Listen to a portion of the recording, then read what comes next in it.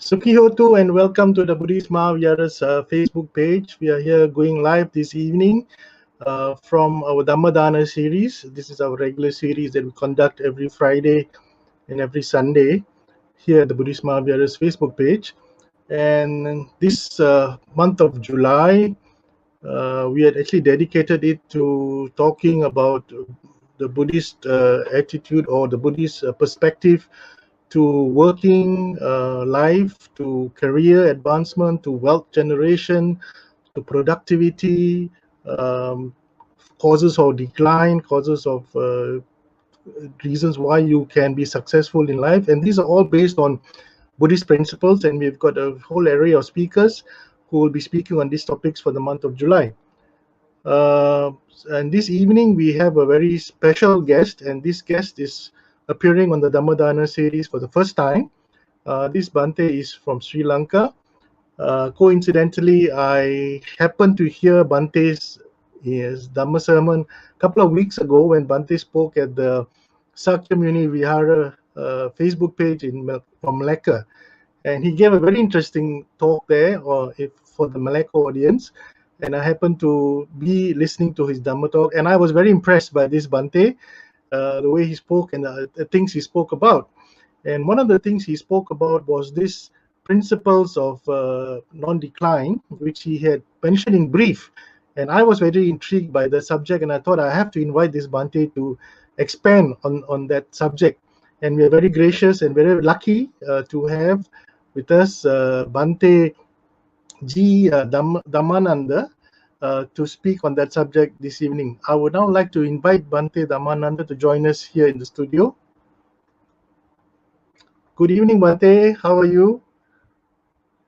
Oh, sorry. Let me switch on your microphone.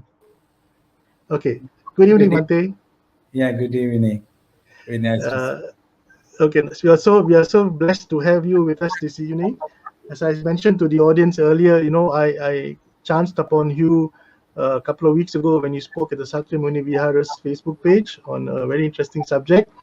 And there you had actually spoken about these principles of non-decline. I think in Pali it's called Saptha Aparihaaneeya Dhamma. I think that's what it's called. Yes. And so I would like you to expand on that subject, which I thought was very interesting and very appropriate for this month's theme, which is on Buddhist perspective to work ethics, career advancement, productivity, things like that. So I think this falls in very nicely to that subject. So without much ado, for those of you who are not familiar with Bhante, let me read Bhante's profile quickly so that we get a quick understanding of who this Bhante is. Bhante G. Galkande Dhammananda Thera is actually a Buddhist monk from Sri Lanka.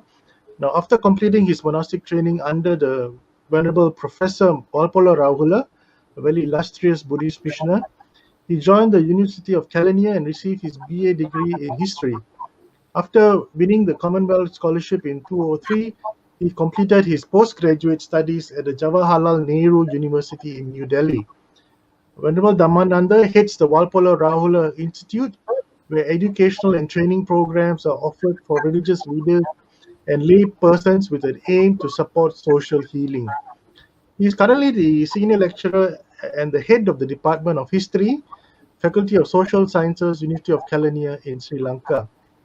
So without much ado, I would now like to invite Bhante to start this evening's Dhamma sharing. Bhante, would you kindly start? Yeah, thank you. Thank you very much, Mr. Tilak.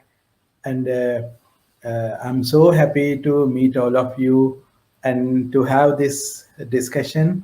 And thank you, Mr. Tilak, for inviting. These days, I'm particularly happy because of this, with this technology and under this COVID situation, we learn how to do this, and I'm very happy. What the Buddha asked us to do is to, monks, go forward and meet maximum people, and no two monks should go in one path, because then you have to go separately, because then you can meet many people. And with this technology, now I am meeting many. many people. And you won't believe this is the second talk I'm giving today. And after this speech, there is another talk. I am addressing people who are living central part of Sri Lanka. And the earliest talk was to interreligious dialogue group. Many religious leaders came together and addressed them. And it is so nice. I can just log out from one meeting and then log into another, sitting on the same place, same chair. I address people, So now I am speaking to you, all of you who are from Malaysia. I'm so happy.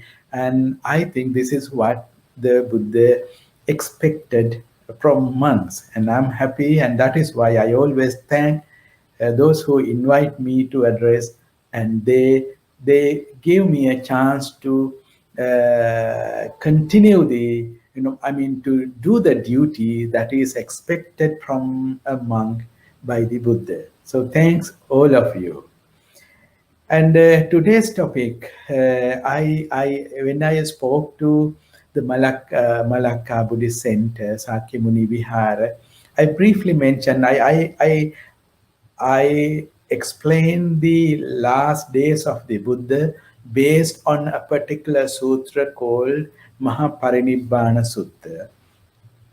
There, about perhaps it described about 1 year journey of the Buddha when he was 80 years old, and that is very I think I suggest, I prescribe you all who educated people, please read this sutra. It is so nice and in a way narrative, the last days of the Buddha. And in that about 1 year journey, in one particular place, this in that journey, Buddha, people come to meet him and ask certain questions, and Buddha have the discourse with them, dialogue with them, and help them for their upliftment. And there, in that journey, Buddha talks about these 7 principles of non-decline.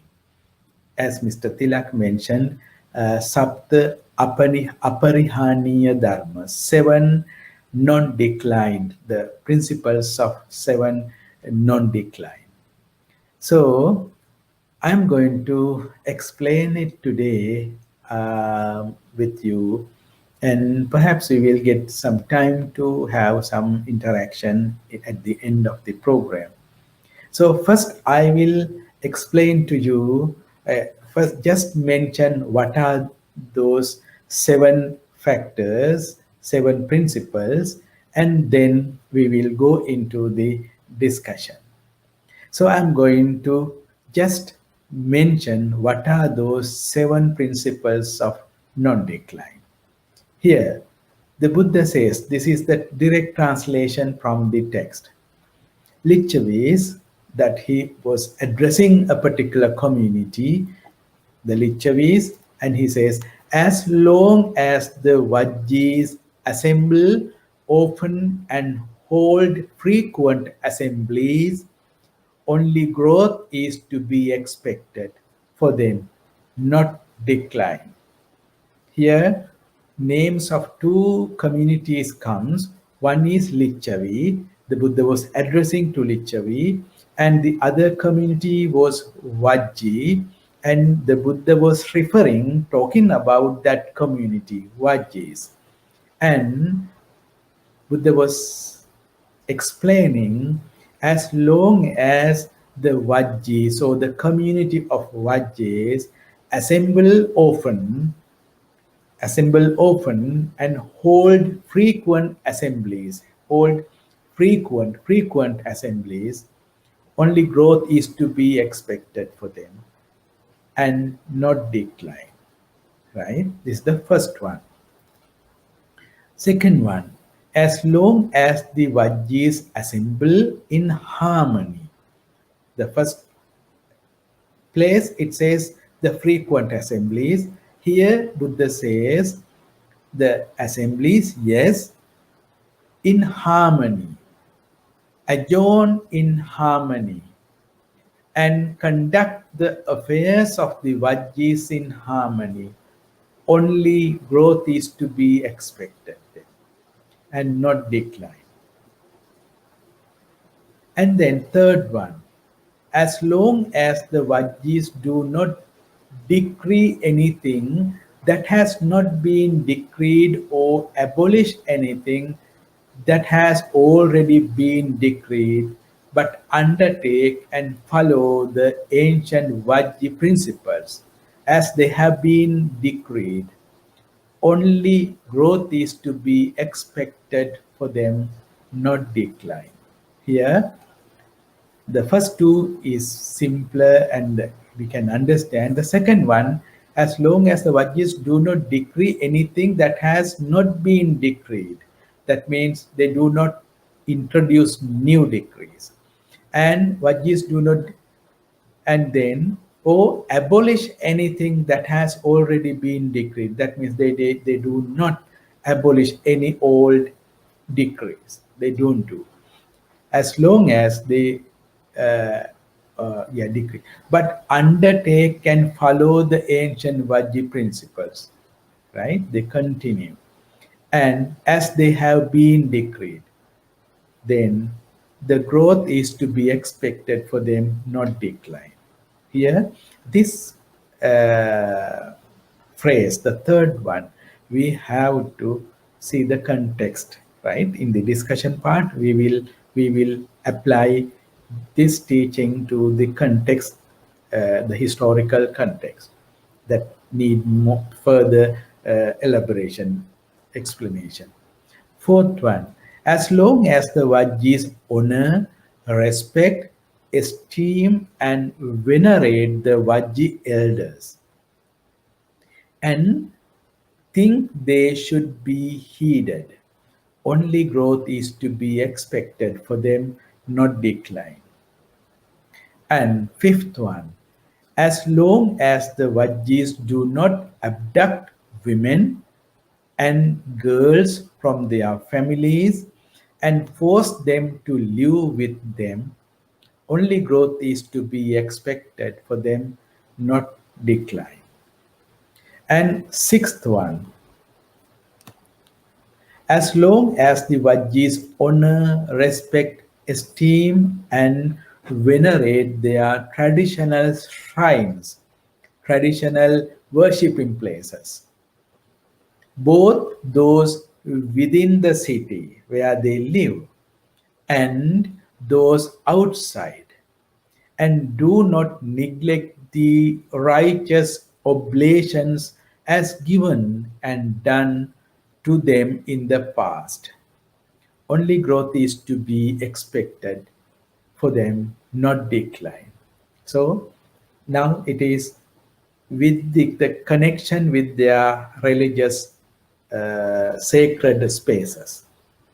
Now the seventh one, as long as the Vajjis provide righteous protection, shelter, and guard for Arahants, that is the spiritually higher people, particularly from Buddhist point of view, those who have gone beyond, achieved the spiritual levels. And then with the intention, how can those arahants who have not yet come here come to our realm? And how can those arahants who have already come well at ease here? Only growth is to be expected for them, not decline. Now, so these are the 7 factors that Buddha explained to Lichavis. So this is the topic. This is the, our focus is about these 7 factors and how we bring that knowledge into our lives our day-to-day works, the works that we do in our companies, the work that we do in our business, and how we can apply, because this is very clearly a team building, a teamwork, how to work as a team, team spirit. So it is very important to discuss. So, before going into the deeper discussion, I like to contextualize, place these 7 factors in the Buddha's main teaching.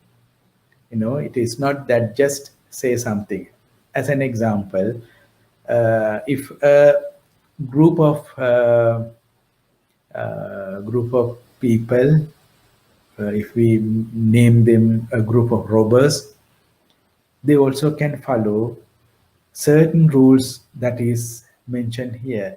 The group of robbers frequently meet and frequently discuss, and they discuss, plan things, uh, with harmony within the group, and they don't change the earlier rules and what they have agreed upon, and they don't introduce new rules, and they can be very successful robbers, right? So this is nothing.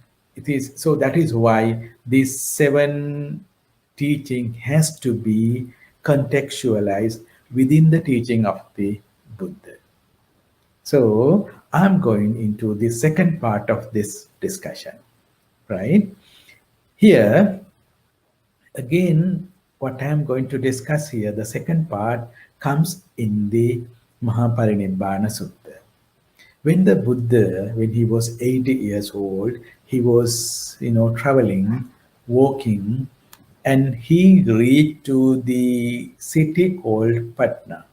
It comes in Pali text Pataliputra, and it is exactly the same city that we name today Patna. It is the capital of Bihar in India.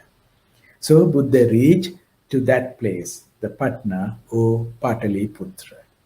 There, a group of lay people come to the Buddha and they meet the Buddha, and there is a very important point there. Buddha never, the Buddha, in the Buddha's message, there are 3 main teachings, that is ethical conduct and mental culture, that is meditation part, and then wisdom, that is prajna. So there are 3 groups of teachings, 3 main teachings that we can cluster into 3: ethical conduct, the change of the your ethical behaviors, and then mental culture, to develop your mentality, concentration, and awareness, and all those, that is second one. Third one is the wisdom. So these are the 3 main teaching of the Buddha. And our Ashtanga Marga, we can classify into these 3 groups. Here, when the Buddha met these lay people, he never talked about the mental culture or meditation part. He never talked about the wisdom part. He talked about the ethical conduct. So as lay people, those who are leading a lay life, the ethical conduct part is very important. So I am going to explain the ethical conduct the Buddha explained to place to place these 7 principles of non-decline, because without taking that ethical conduct, it will not be possible for us to understand properly the 7 principles of non-decline. So that is why I'm going to discuss with you this ethical conduct the Buddha explained. Here, I'm using the book written by my mentor, my teacher, Venerable Valpula Rahula, the book What the Buddha Taught. I'm sure you have seen this. This is written by my teacher. And I was living, this institute is where he lived, and I got the training under him, and I was there. I am the one who looked after him when he was 91 years, and when he was 91 years old, he passed away in 1997, and I was with him. I got the training with him, under him, and he is my mentor. So I'm going to quote from his well-known book on the ethical conduct that is explained by the Buddha. Here,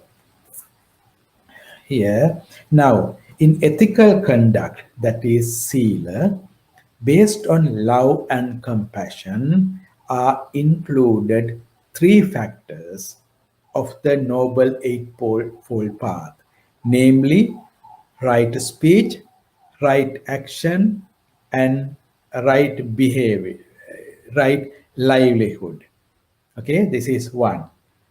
Here, right speech means, so now we are going to talk about the ethical conduct that is explained by the Buddha. Right speech, right action, and right livelihood.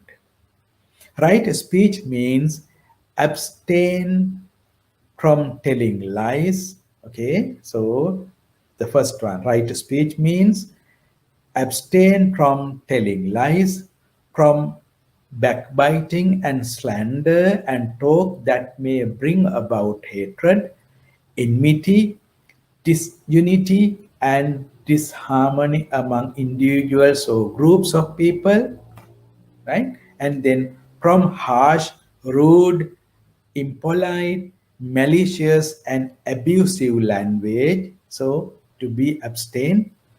And then from idle, useless, and foolish babble and gossip. When one abstains from these forms of wrong and harmful speech, one naturally has to speak the truth, has to use words that are friendly and benevolent, pleasant and gentle, meaningful and useful. So this is the word, the how we the speech, right speech. One should not speak carelessly. Speech should be at the right time and place. If one cannot say something useful, one should keep noble silence. So, this is the first part. Now, right action aims at promoting moral, honorable, and peaceful conduct. It admonishes us that we should abstain from destroying life, from stealing, from dishonest dealings, from illegitimate sexual intercourse, and that we should also help others to lead the peaceful and honorable life in the right way. Now, the last one. I'm not going to read, I'm sure it will be boring for you to, but this is very important for us to develop our discussion. And then, last one, right livelihood means that one should abstain from making one's living through a profession that brings harm to others, right? One should not should lead a life, a way of life that to find the livelihood from making others life in harmful way of and then such as trading in arms and lethal weapons, intoxicating drinks, poisons, killing animals, cheating, etc., and should live by a profession which is honorable, blameless, and innocent of harm to others. One can clearly see here that Buddhism is strongly opposed to any kind of war when it lays down that trade in arms and lethal weapons is an evil and unjust means of livelihood. So, uh, these three factors, that is, right speech, right action, and right livelihood of the Eightfold Path, constitute ethical conduct. It should be realized that the Buddhist ethical and moral conduct aims at promoting a happy and harmonious life both for the individual and for society. This moral conduct is considered as the indispensable foundation for all higher spiritual attainments. No spiritual development is possible without this moral basis. So, so this is the moral basis, and this is the sila or ethical conduct that the Buddha explained to those lay people who came to see the Buddha in his last journey. And now we have the base, that the right speech, right action, right livelihood. And based on that, we can go back to the seven principles that is explained by the Buddha as principles of non-decline. Right. This is the third part of the discussion.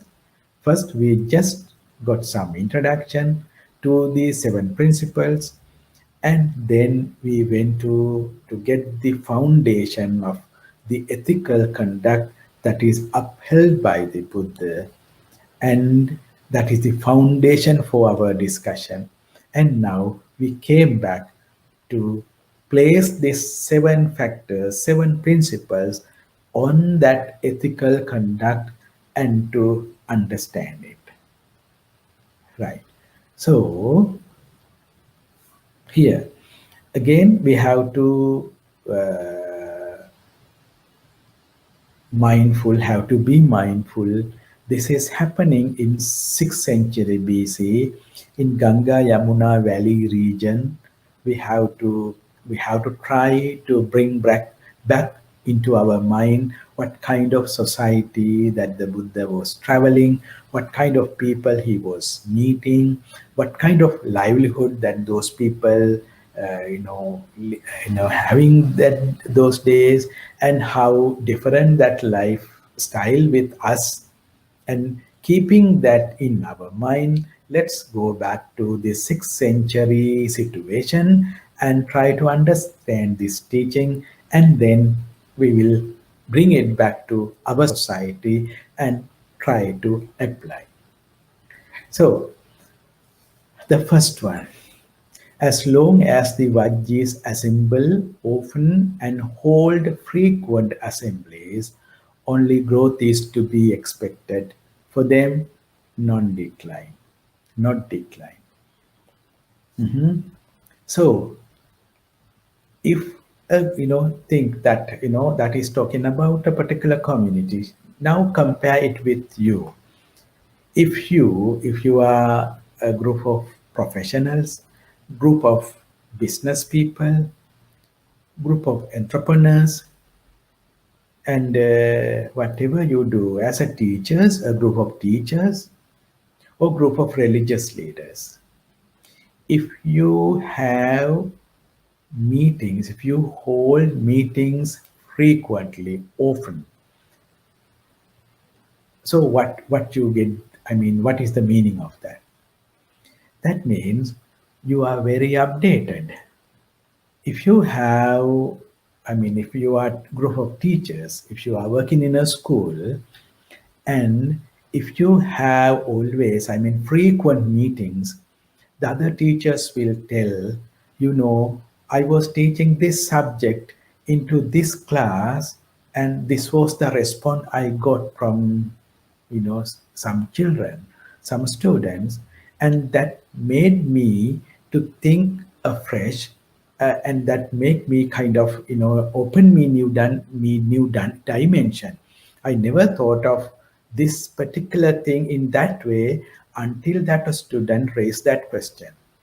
Then what happens? All the other teachers, they learn from that teacher's experience, and that in a way provoke for them to think afresh and to plan their lessons, based on that new learning. So when you have frequent meetings, that means you are updated. If you are in a company, you don't have meetings and you go on working and working, and the learnings from individuals will not be transmitted to the others. So that is why we need, that is the value of having frequent meetings. You are updated, not only what you can learn, positive things, but you can learn the what you have to avoid, certain experiences, certain learnings, based on certain learnings from particular person. You will learn that I should not do that. We have to, in the meeting, you can decide, no, we have, this was the practice, we based on our old learning, now it is no more practical.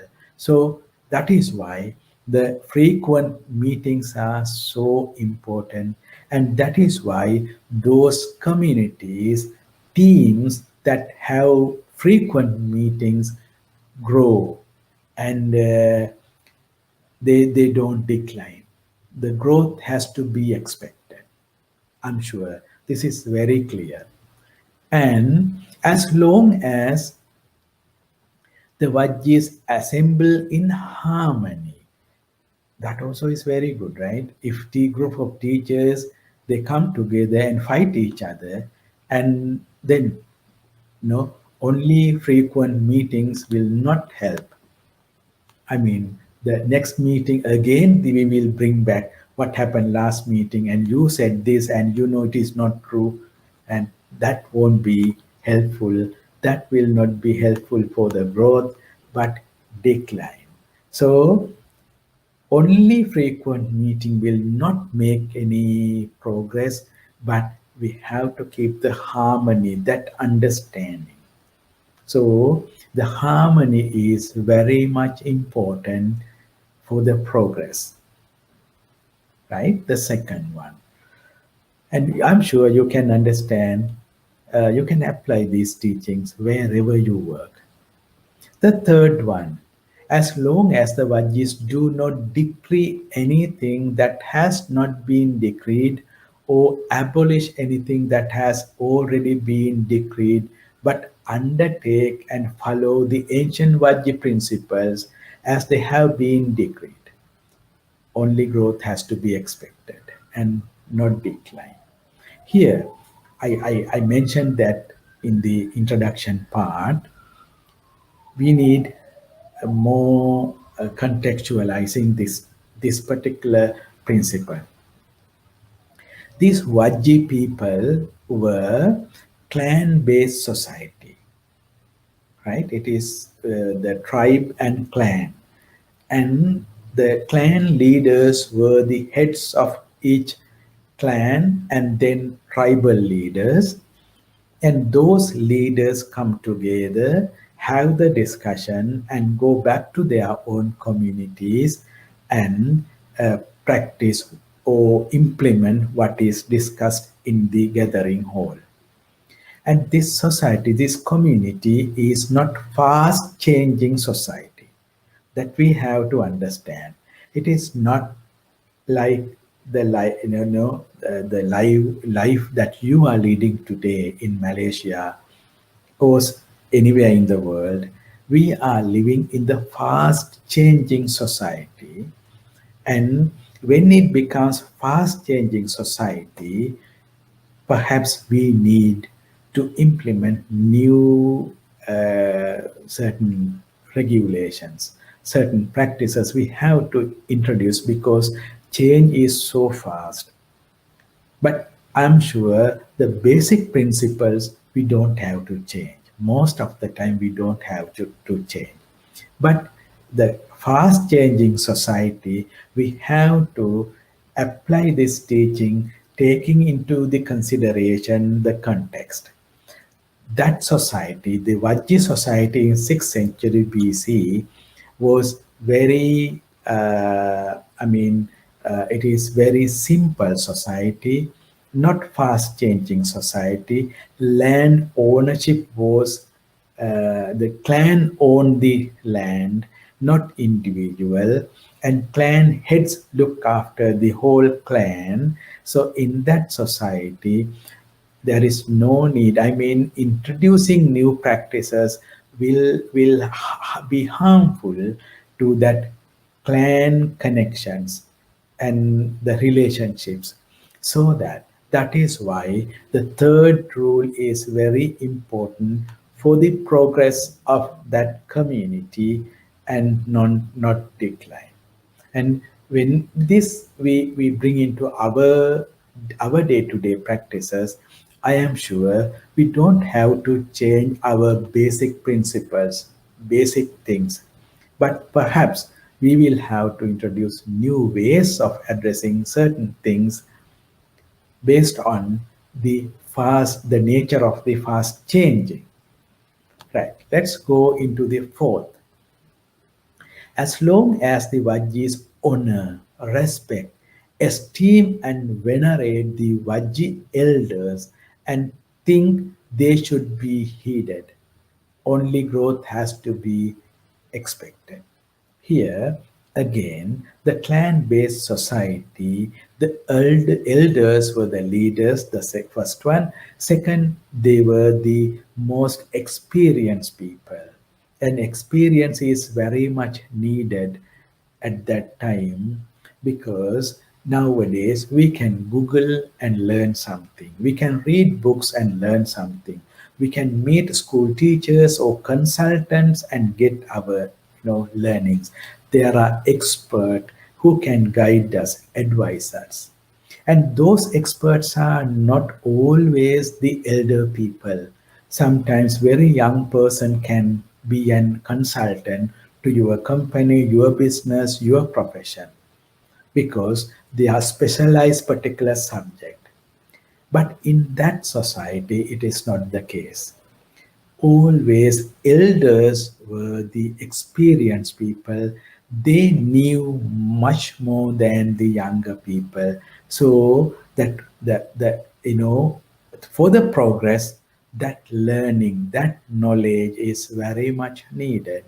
And not only that, to looking after, respecting elders, that support to continuity of the team, that the connection.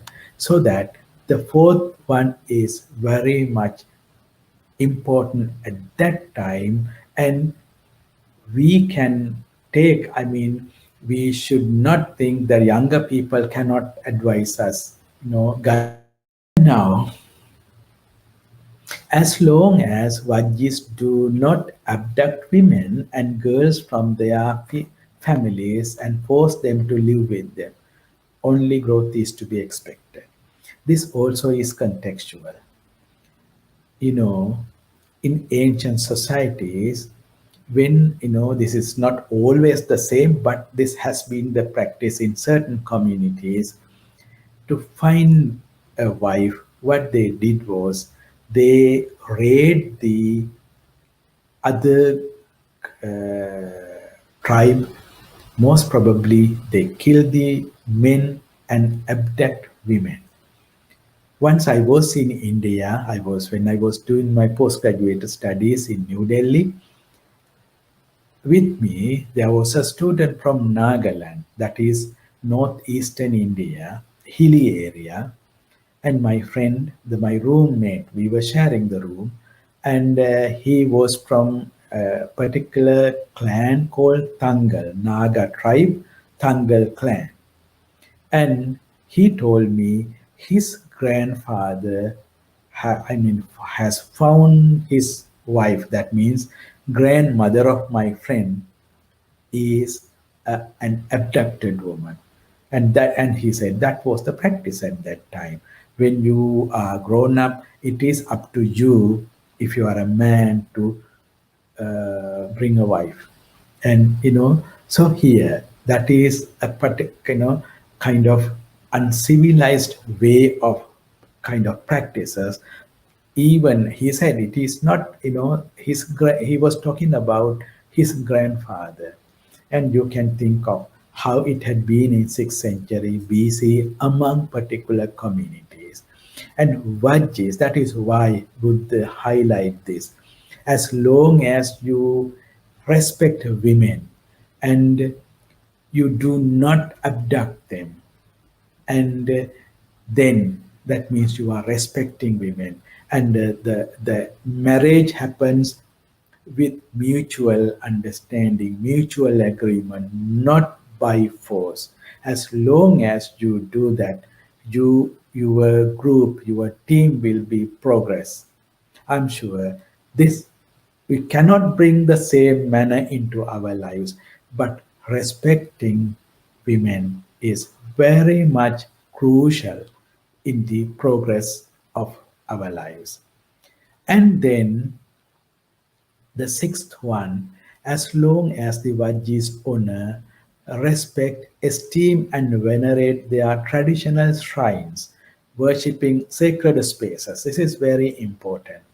The team building, when we build the team, something like, imagine in one particular institution, there are about 1,000 people, 2,000 workers, or 2,000 students. Do you think that you can remember names of all the 2,000 workers, all the 2,000 students? You cannot do that. And you can remember 10 names and call by name, and then those 10 people will feel very comfortable, but you cannot do that to 2,000 people. And then how we are going to bring everyone into in a kind of group feeling, that team feeling.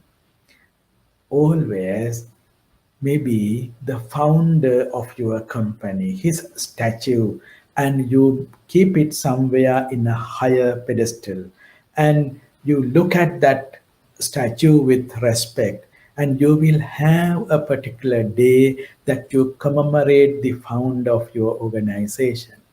So it is kind of sacred space.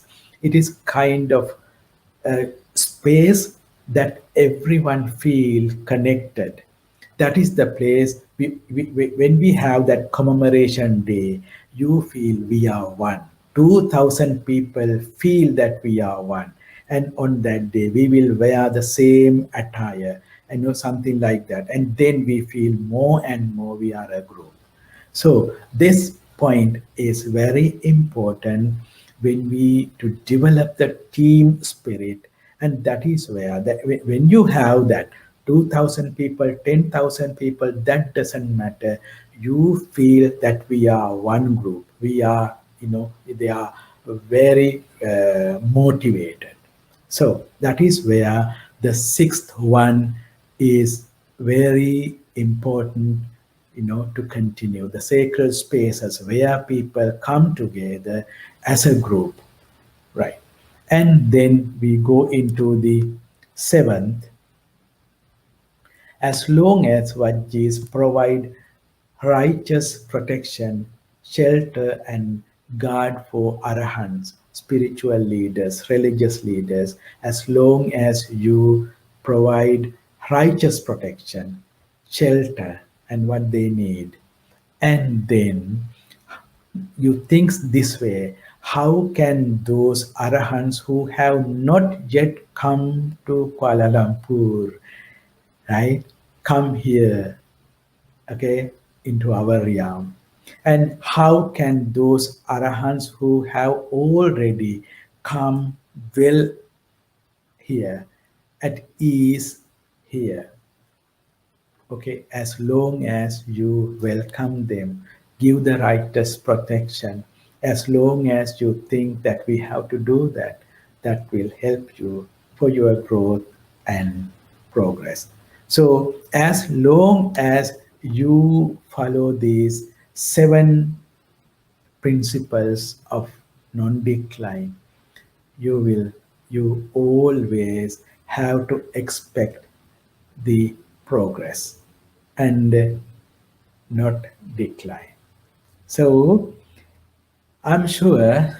Uh, so and see these 7 principles very much go with the ethical conduct that is upheld by the Buddha, and it is not out of that, but within that teaching, the right of speech, right? It is there when you frequently meet and with harmony. That means how to keep harmony, the language that we use, and the wordings that we use, and then the whether this is true, and whether this is the way I should put it into the language, and whether this is the right moment to talk about it, and all these comes under right speech, whether this is true, and whether this is a useful, or whether I am harsh. Okay, so see the righteous speech, the right speech is very much go with the frequent meetings and the livelihood. And as long as you don't do anything that is harmful to those who are living, the other living people, and you are continuing the interdependence, that is, the interconnectedness, and everyone think of the well-being of the others. So, my friends, I'm sure this discussion will help you to think more, and with your experience, you can develop these ideas, and you can put into practice wherever you work, wherever whether in your community, working place, your business, whatever. So this is the path for the progress and not decline. So I will, end here, and I don't know whether I continue more than I was expected to speak. Anyway, I like to open now for a few minutes, and then we will end the discourse. Thank you very much.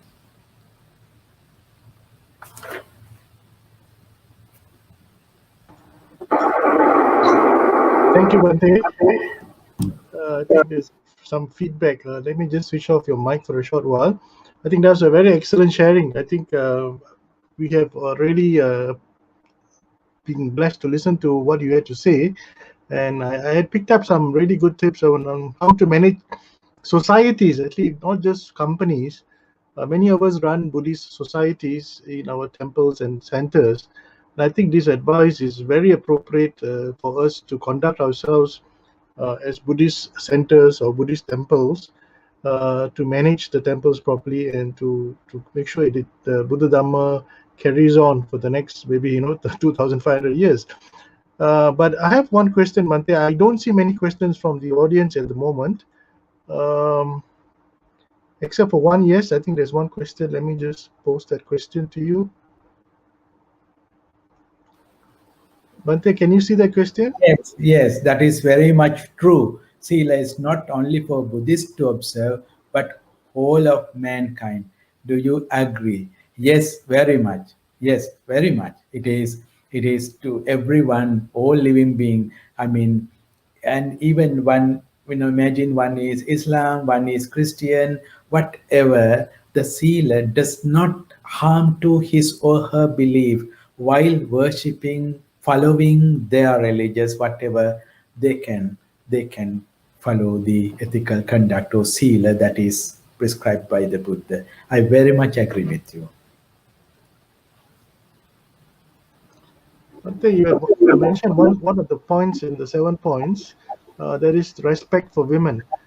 But as you know, in most parts of the world, there is the thing called women's rights, simply because men normally do not pay much heed or respect the women, and they always look down or downplay the importance of women in society or in the corporate world as well. What is your advice in these modern times, taking into context what you had mentioned about the advice given by the Buddha to the Vajis as far as women are concerned?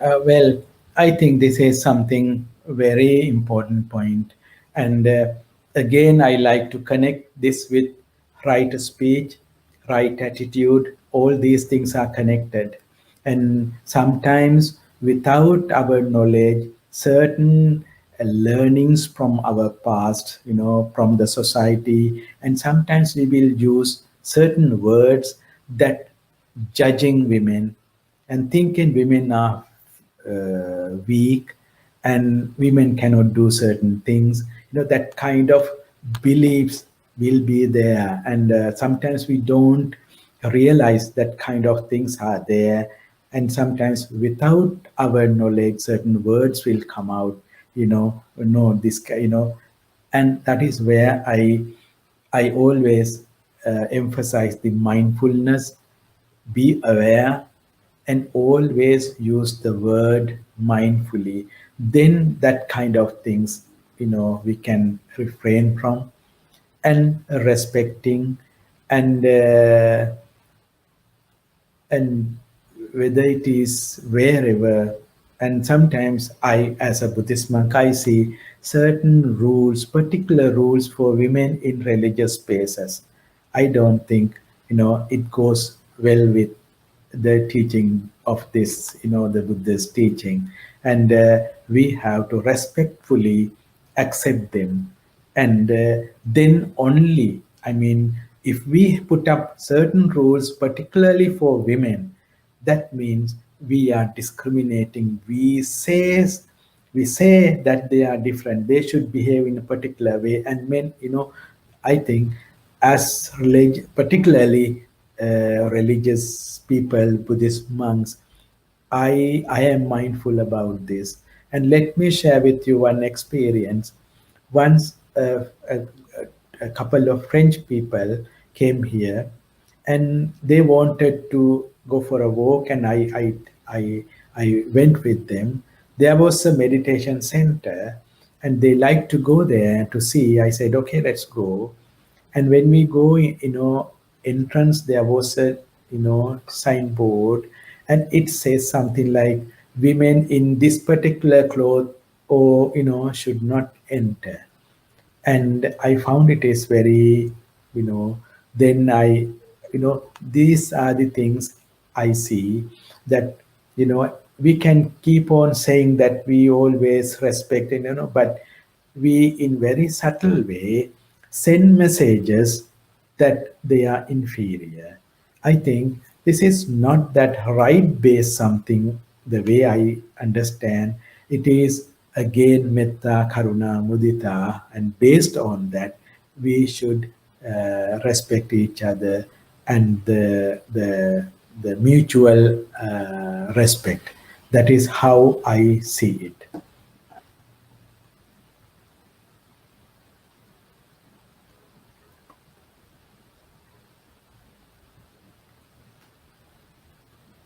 Yes, yeah.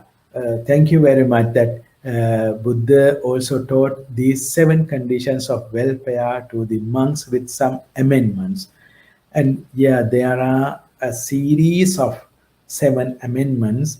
And the thing is, perhaps if Mr. Tilak, we can have another session, because it is very important point and it needs time, and already the time is so I know it will be a very good topic, how it is different and compare, and that will be a very Sure. good, yeah, yeah. Yeah, Bhante, I know you have to go down very soon. So I think we have to end this evening's Dhamma sharing now, shortly. Bhante, do you have time to do the Anumodana?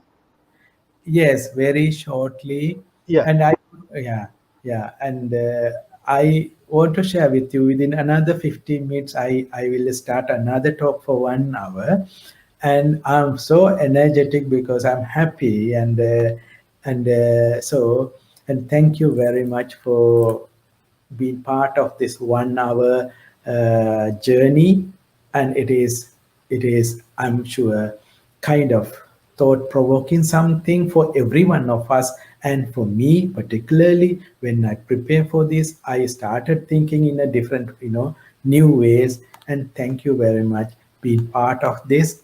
And let me, as a Buddhist monk, I let's together think of those elders who help us to grow, and those relatives who are no more with us, no more we can help them. May all those elders who relatives who have departed may they be happy, may they be well. And with that thoughts, let's recite Idam me ñātīnaṁ hotu sukhitā hontu ñātayo. Idam me ñātīnaṁ hotu sukhitā hontu ñātayo. Idam me ñātīnaṁ hotu sukhitā hontu ñātayo. With the loving kindness to all living beings, those human and other beings, may they be well, may they be happy, may they be have a peaceful time. Dukkhappatā ca nidukkha, bhayappatā ca nibbhaya, sokappatā ca nisoka, hontu sabbe pipanino. May all the blessings be with all of you for your happiness, success, and good health, particularly progress in your path. Thank you very much. Thank you, Bhante. Thank you for an excellent sharing. I think we have to end this evening's Dhamma sharing because Bhante has to leave shortly. So, on behalf of the Committee of Management and the Buddhist monks of Buddhist Mahavihara, let me take this opportunity to thank Bhante once again for being with us this evening. And especially, I have to thank specially Bhante Chandananda from the Sakyamuni Vihara in Malacca for introducing me and so graciously connecting me to you, Bhante. I think that was really very nice of Bhante Chandananda to connect us. And now that we have the opportunity, we will now have another talk. I think Brother T.C. Lim was the one who asked that question about the 7 principles that are going to be applied to monks and the amendments. So I will speak to Bhante and we'll come back to you with a new title. And hopefully Bhante has some time to spare with us to do that talk as well. To our sponsors this evening, thank you so much for sponsoring this evening's Dhamma sharing. And to all our listeners and viewers on the Buddhist Mahavihara's Facebook page and our Dhammadana series, thank you. For those of you who have time to also visit our YouTube channel at BMV Dhammadana series to view. There are about almost, I think, 195 Dhamma talks that we have loaded onto the YouTube channel. And so when you have time to go and browse through and listen to some of the Dhamma talks by various speakers throughout the world. So with that, we've come to the end of this evening's Dhamma sharing. Thank you one and all, and have a pleasant evening. Sukhi Hotu. Okay.